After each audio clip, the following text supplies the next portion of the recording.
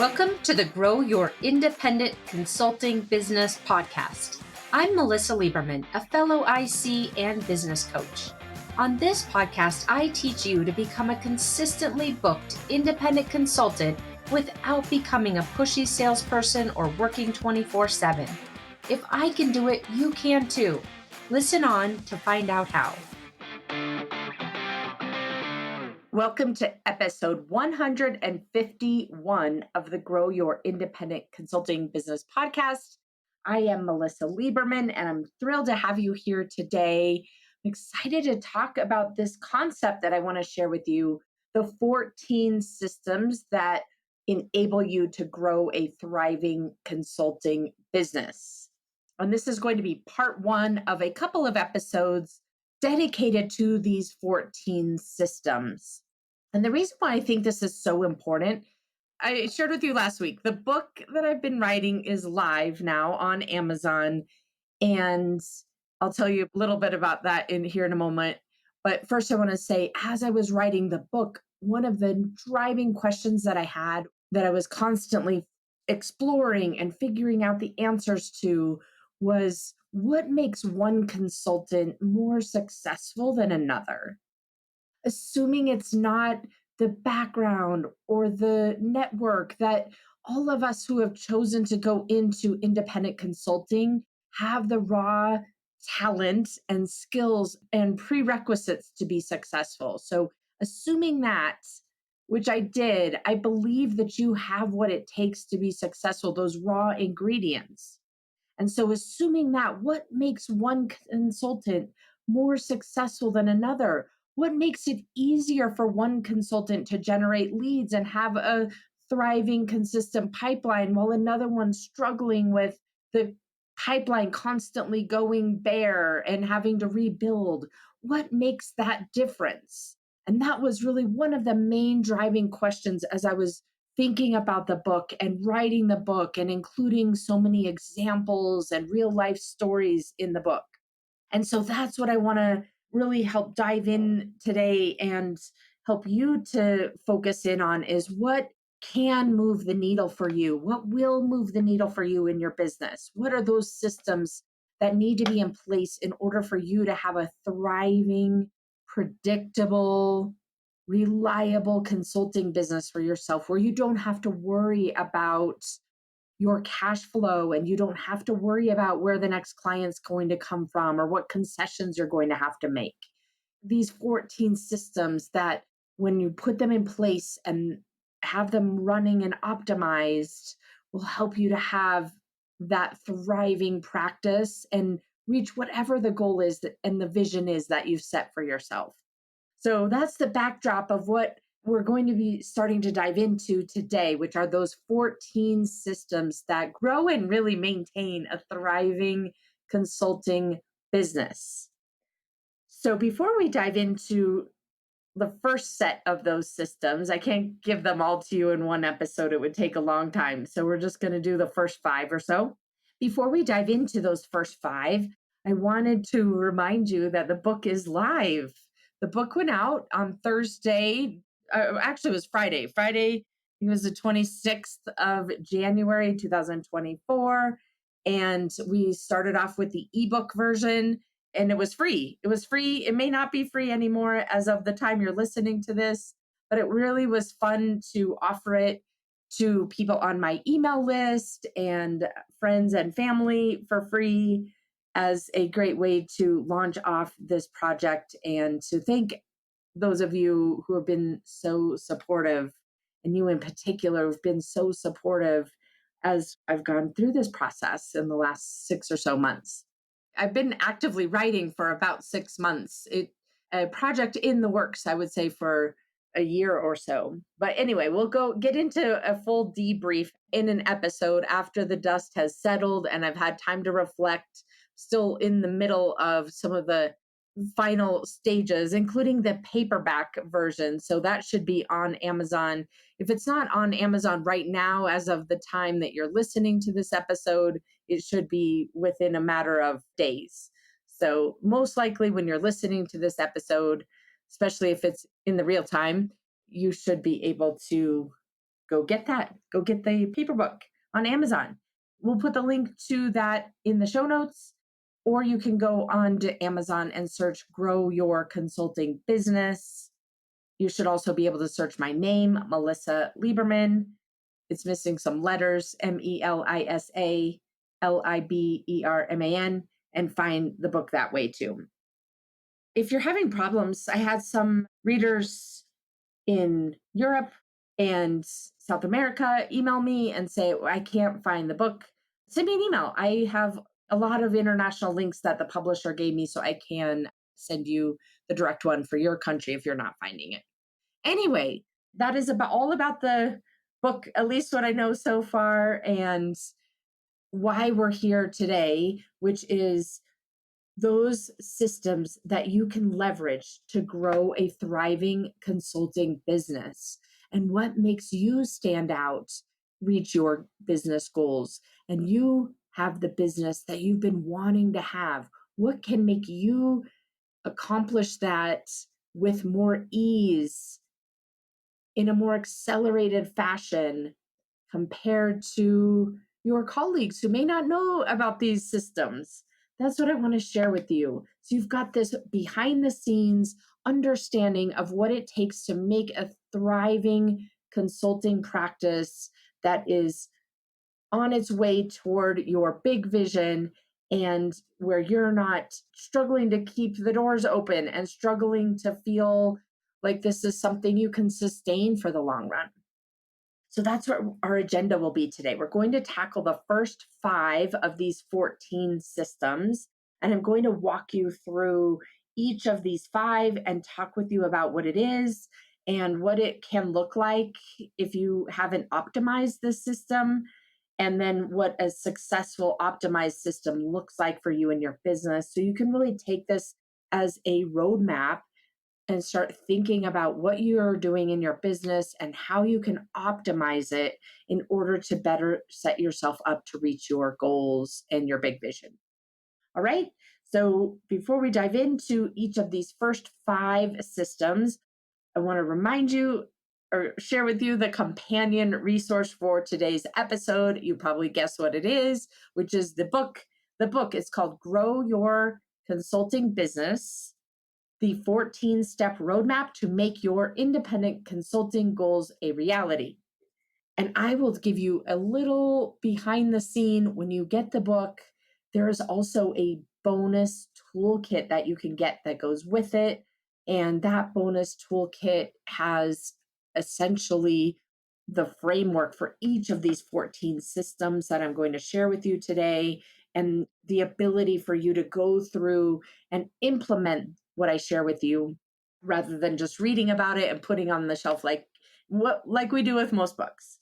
So go grab that. We'll put the link to the book in the show notes, and we'll also put the link to the toolkit in the show notes as well, on the honor system that you're buying the book and ready to go implement it. So that'll give you a shortcut because you're a listener here. All right. So let's dive into the first of the 5 systems that we're going to be talking about today. Like I said, this is part 1, and I'll do another part next week to go over the rest of the systems, or at least another chunk of the systems. This may be a 3-part series here, 2 or 3-part series. Okay. So with the first system, again, the first system that will help you to grow a thriving consulting business, one that is sustainable, and you don't have to worry about, can you keep up the work to maintain your business, or is it just too stressful and you need to go back to corporate to take a break for a little while? You don't want that to be the driving decision. If you do decide to go back to corporate, if you want to go back to corporate, no problem, but do it on your own terms, not because you feel like your business is too hard to run. So the first of the 5 systems we're going to be talking about today is to define your 3-year vision and set your goals in alignment with that vision. So this is where you're establishing where you want to head so you can steer your business in that direction and take control of your results instead of letting your business run you. This is the vision that's informing your decisions and your choices as you're building out and evolving your consulting practice. So, for example, you may set a vision that you want to create a boutique firm with a couple of subcontractors or maybe even an employee or two. And you want to do that because you want to build up a consultancy that enables you to have an exit strategy. Maybe you want to sell your boutique to another consultant or even to one of the larger consultancies to fold in your practice eventually. Maybe you want to have that kind of an exit for yourself. Or maybe you want to stick with a solo consultancy that you can ramp up or ramp down based on what you want your lifestyle to look like. Or as you're starting to think about retirement, having the ability to work a little bit when and where you want to. Whatever your vision is, knowing exactly what that vision is and why you've set that vision gives you the guiding direction that you want to be taking as you make decisions and as you think about where you want to apply your focus, what types of clients you want to attract, what your pricing looks like. It really drives everything and helps give you a strong framework against which you can make decisions. But what I will tell you, going back to this initial question that I framed up for you, which is what is the difference between a consultant who is kind of living in the moment and not able to create a sustainable, predictable, reliable business versus those consultants who have created that reliable, that consistent, that predictable, that repeatable consulting business so they don't have to worry about the income they're generating or they don't have to worry about the types of clients that they're attracting or settling for work that they don't really want to be doing because they're worried about the financial side of it. What is the difference between those two?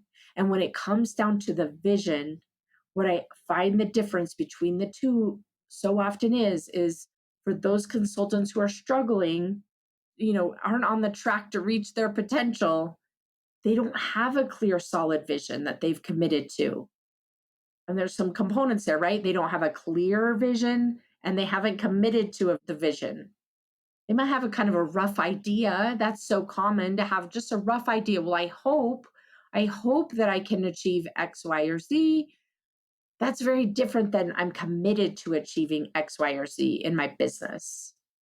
I'm committed to building a boutique firm and figuring out all the things that are required to do that.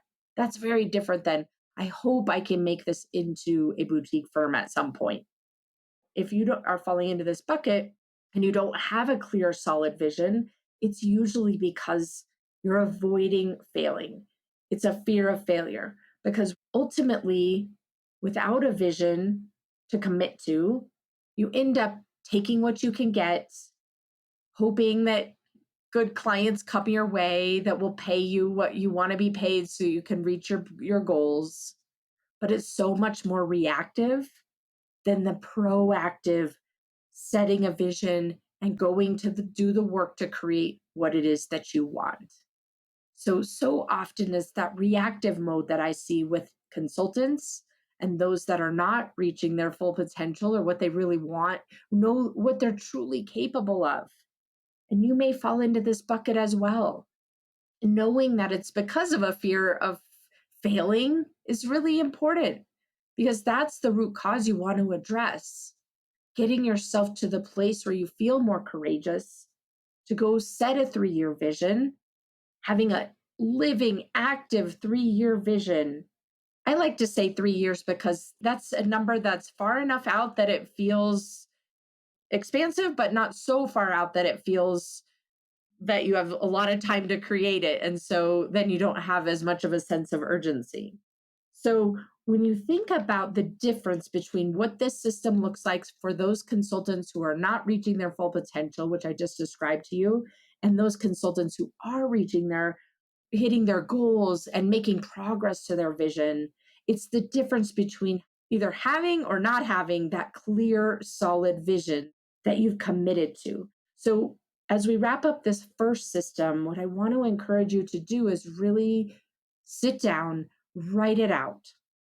This isn't something in your head. This is a vision that you've clearly defined, where you've got a very clear direction that you're taking your business in, even if it feels scary or even if you're worried you might fail, you really know what you want and you're willing to be courageous enough to start going after that. That's what that first system looks like, is having that vision, having the set of aligned goals to that vision. If you're not sure what those aligned goals need to look like, you can go back and listen to episode 145 where I broke that down in even more detail. Really knowing what it is you want and going after it. You wouldn't let your clients not set a goal for whatever their business functions are. And so we're putting the same practice in place for you and your business. So that's the first system, defining the vision and aligning your goals to that vision in order to set yourself up for success. Now, the second system that I want to encourage you to implement so you've got a thriving consulting business is what I call an assessment system.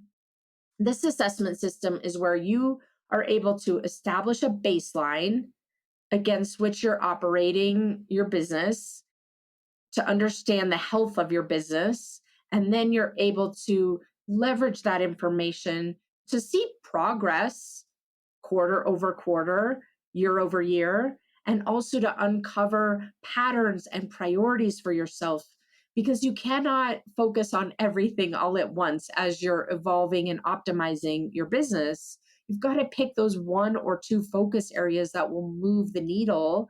And having an assessment system in place will allow you to do that in a more tangible way rather than just whatever your feeling is in the moment. So that's what the assessment system is. When we think about the difference between what it looks like for consultants who are struggling versus consultants who are thriving, what I find the difference is those consultants who are not reaching their goals are the ones who are maybe assessing their business once a year. Maybe they've listened to the podcast, and I remind you every year to assess your business. But that looks like once a year, maybe at best. Usually it's sort of more mentally just going through the assessment process versus really sitting down and spending time assessing your business, writing it out, getting really clear about what's working. So often we overlook what is working. We think everything needs to be improved and therefore aren't able to have a really clear baseline against which we're setting priorities.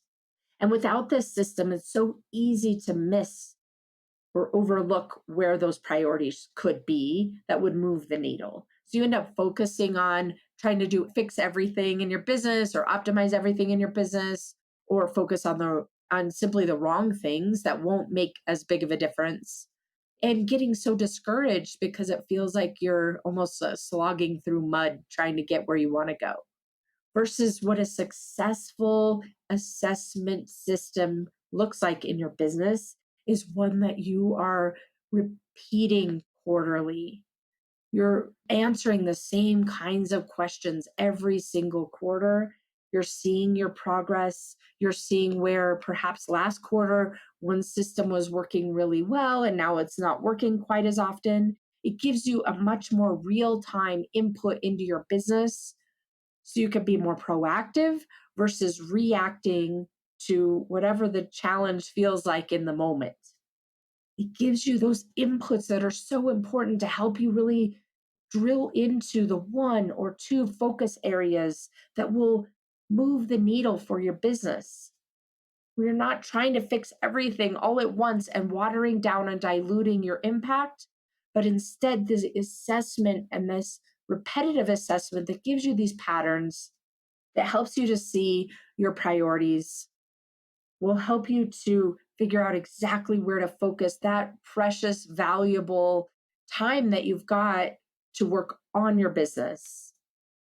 If you need an assessment process, I've got one for you in that companion toolkit to the book. It walks you through 14 specific areas in your business to think about every quarter, drill into, answer these really high quality questions that will then highlight the priorities that will that you'll be able to focus on, again, to optimize what matters most and will make the biggest impact in your business toward your vision and your goals and your short term needs and requirements. Okay, so those are the first two systems. Let's move on to the third system, which is having a compelling service portfolio. This is not a one and done thing. Sometimes we think, well, just figure out what I offer and who my ideal client is, and kind of never really think about that again, check it off the list.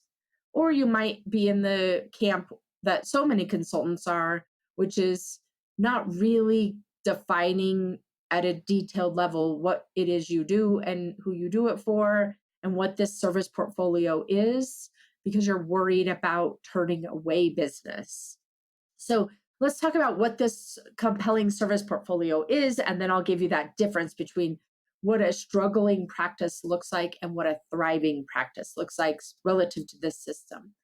So the compelling service portfolio really encompasses what are the services you offer, who is your ideal target market, who is your ideal client profile, how do you deliver the work, what is your value proposition, and what does your brand look like?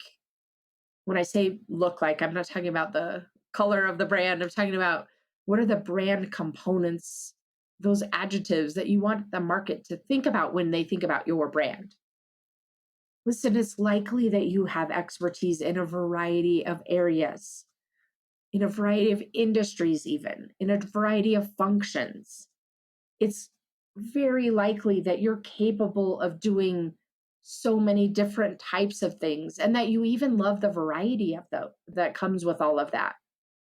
But the truth is, the difference between having a thriving, sustainable, reliable, predictable consulting business versus one where you're struggling with the ups and downs is that when you have specialized and have a very clear, compelling business model and brands, you're setting yourself up to be one of the top sought after consultants in your industry for what you do. Versus if you are someone who has decided to be more of a generalist, who's resisting being too specific because you're worried it'll cut off opportunities. You don't want to turn business away. So you want to kind of be able to bring in everything that you could possibly do. Or another reason I often see consultants not want to get really clear about what it is they offer and whom they offer it and specialize in that way because you're not sure which one is the best one to choose. You end up being this generalist, or because you don't feel qualified enough. Listen, at the end of the day, it almost always comes down to this. You're worried about turning away work you could be doing. You're worried about not being qualified enough for the type of work you want to be doing. It's that imposter syndrome we've talked about on this podcast before. You don't feel qualified enough to say you're an expert or a thought leader in whatever that specialization is. And so you end up chickening out and being more watered down than you need to be. And as a result, when you do that, when you're trying to be more things to more people, when you're trying to kind of cast a wide net for the type of work that you do and the type of clients you work with, you end up making business development so much harder on yourself because you're generating so few inbound opportunities. On the flip side, when you create a specialization, when you create a specific niche for your business, when you center your brand around a specific client, a specific type of problem you solve, you set yourself up to be one of those top sought after consultants for what you do. And it makes your business development so much easier. It creates those inbound leads. It leads you to be a sought after consultant where you have more demand than you have time to, delivering. And that means that you either can grow into that boutique type of a consultancy by bringing on subcontractors, or you have to create a process by which clients get your attention.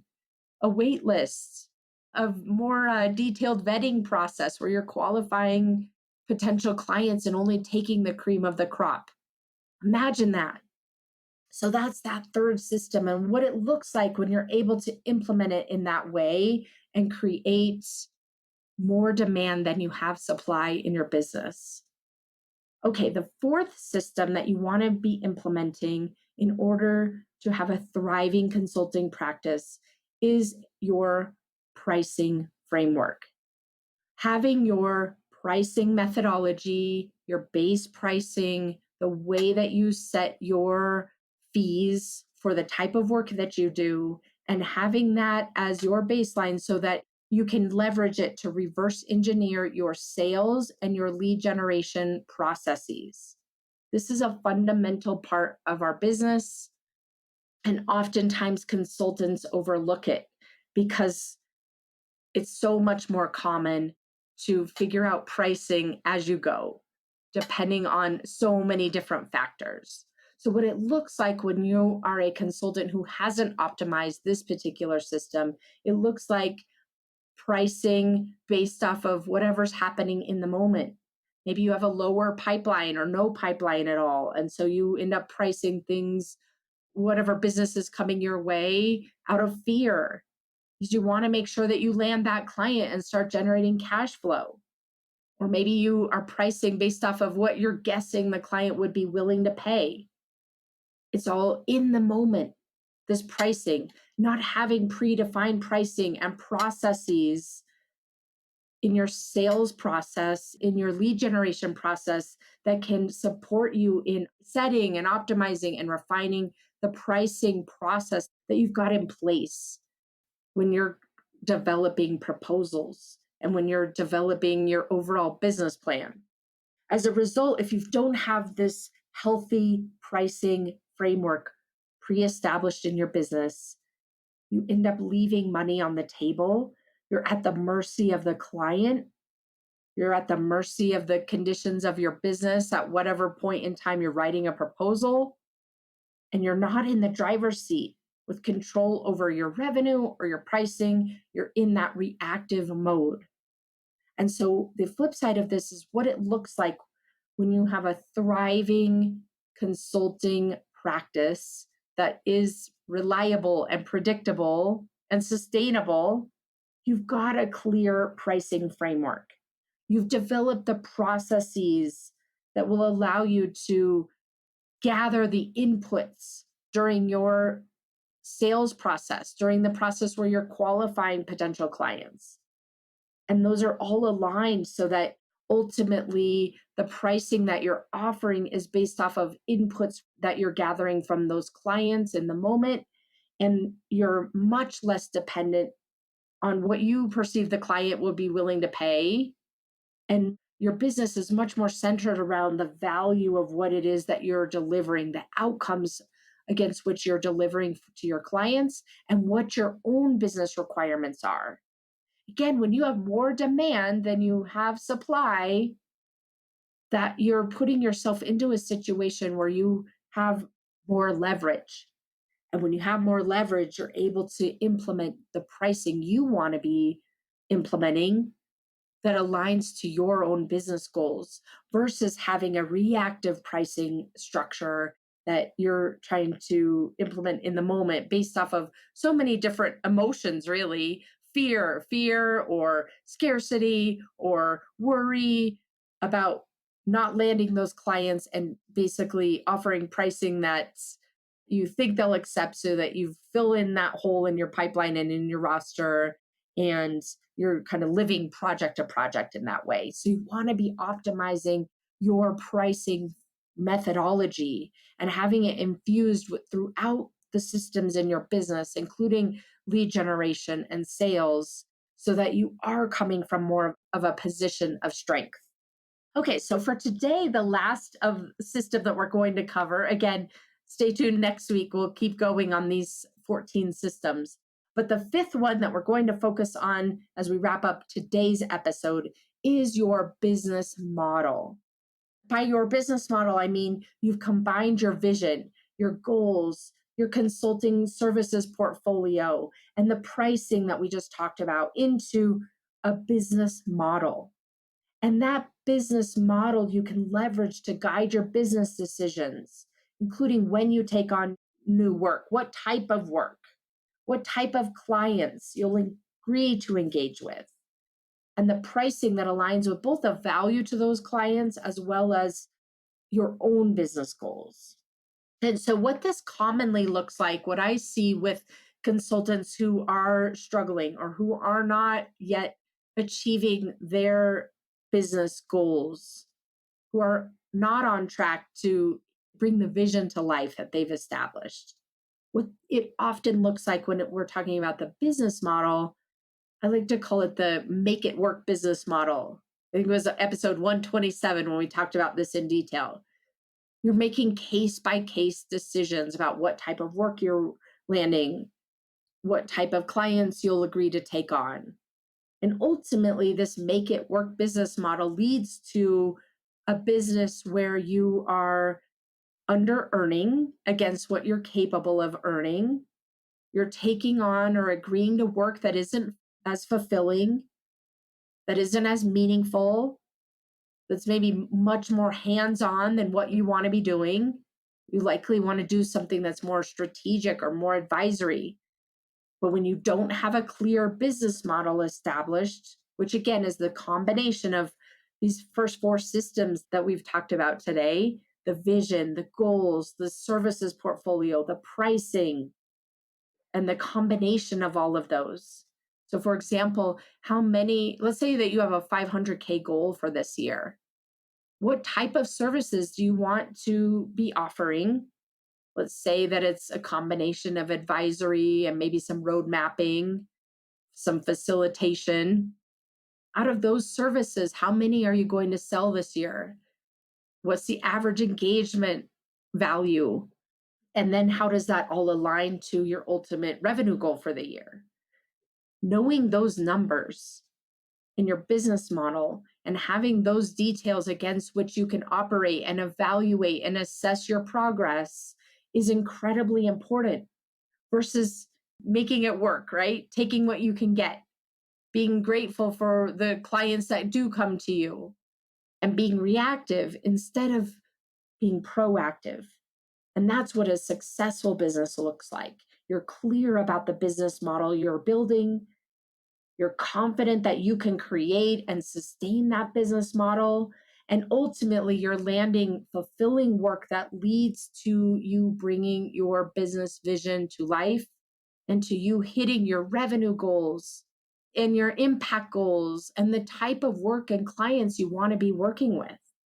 So, this business model pulls everything together and is your operating model truly for what you want to be doing, how you want to be prioritizing your time in order to achieve your goals. So that is what I have for you today to really walk through these first 5 of the 14 systems and help you to see the difference between what a struggling consulting practice looks like and what the difference is between those consultants who are struggling and those that are thriving and feeling on top of their business and in control of reaching their goals. And it has nothing to do with whether you're capable or not. It has nothing to do with the strength of your network or whether you're introverted or extroverted. It has everything to do with you've got the base raw materials to be successful as a consultant. If you're listening to this podcast, I know that to be true. I've met with you, or I've looked at your LinkedIn profile, or if we haven't met or interacted, you're the type of person who has that background and that level of experience.